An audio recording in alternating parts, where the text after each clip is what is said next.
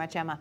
Right now, for the first time, the victim of a bizarre home invasion tells us about her frightening ordeal.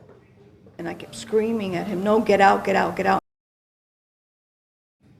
But she is even amazed how she got him out and called 911. It happened on Southeast 4th Place in the Cape last Thursday.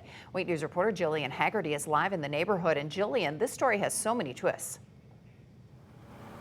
Yeah, that's absolutely right, Lois. And the neighbor and homeowner told me that this was overall just a very scary experience. She said that this neighborhood is usually very quiet. That is up until last Thursday, where not only was her home broken into, she had a gun pulled on her, and she wasn't the only one home at the time. Having that gun waved at me in my face and then pinning me behind him at the door, it was scary. This is how the homeowner describes feeling after she says a man armed with a gun forced his way into her home last Thursday night. Take a look at this exclusive video. She says it's hard to get past, and it's why she doesn't want to show her face since she's still living in fear. Banging on the door, and my husband also thought, and myself, that it was my son that was here with our grandkids to stop by like they do sometimes.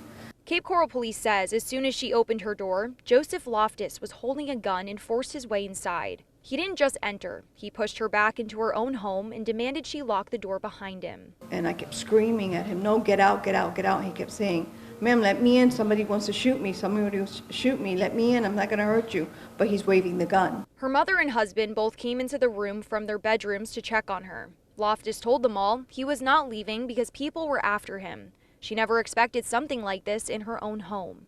Don't ask me how I convinced him to undo the gun. He started telling me, showing me the gun. He wanted me to hold the gun. I said, no, I'm not holding the gun. Just put it there. He put it on the coffee table, sat on the sofa as I'm calling 911.